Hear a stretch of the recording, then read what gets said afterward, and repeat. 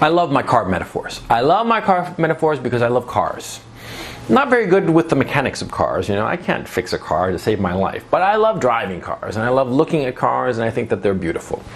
As aesthetic objects and as, cool, fast cars. See, when you hop in a car, you don't drive randomly through the city, right? I live here in London.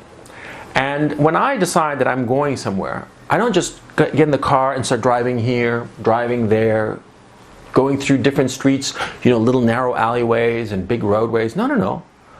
When I get in my car, I know where I'm going, right? But you see, so many guys are driving the car of their lives, as it were, at random. They're just driving around. They're going here, they're going there, with no clear sense of direction of where they're going, of where they want to wind up. They just drive. And then all of a sudden, they find out that, they've run out of gas and they're stuck. Maybe they're lucky and they wind up stuck at Buckingham Palace. That would be nice. Or maybe they wind up stuck in some shithole, in the middle of nowhere. And there are plenty of shitholes in the UK, just as there are plenty of shitholes everywhere in the world. In fact, most places in the world are shitholes. There are very few Buckingham Palaces around, right? Anybody can get to Buckingham Palace if you are planning to go there. But so many guys, they are driving around in the car of their lives, going through the gasoline, driving too fast, going here, going there, going everywhere, but with no clear sense of direction. There's this great song by the Beatles called When I'm 64. Paul McCartney wrote it when he was 24. He wrote it for his father back in 66, I believe. It came out in the Sgt. Pepper's album. And in the song, Paul McCartney imagines himself being 64. And it's a beautiful little ditty. It's a charming song. But it is actually a very serious song. Because even back when he was 24, McCartney was thinking about what it would be like when he was 64. And yet, so few guys today think about what it's going to be like when they are 64. They're 24 now, and they think that they have their whole lives ahead of them, that the years just are like just so many years ahead of them that they can get anywhere. Bullshit. Bullshit. Think. Get serious. See, because as you go through your life, you are going through that gas tank, and you only get the one gas tank. You can't stop at the Shell and just zip on the credit card and fill it up again and go some more. No.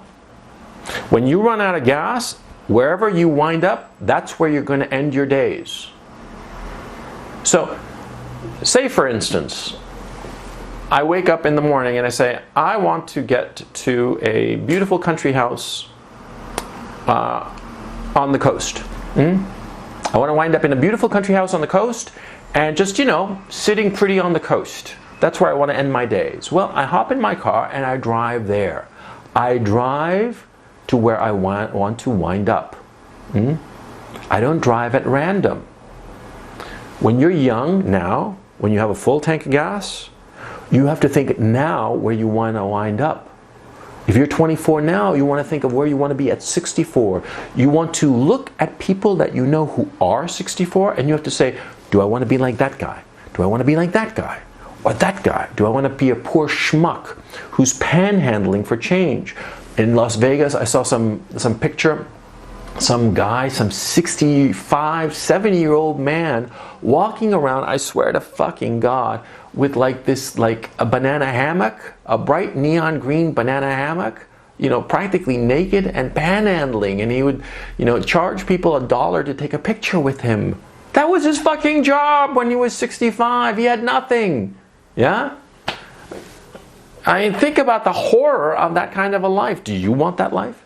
Do you want to be panhandling while you're dressed practically naked and for the amusement of young people so that they can take a selfie with you and laugh at you when they get home? Is that what you want to be? Is that the life that you want? Huh? Think now. Think now that you have a full tank of gas, my man, my brother, my son.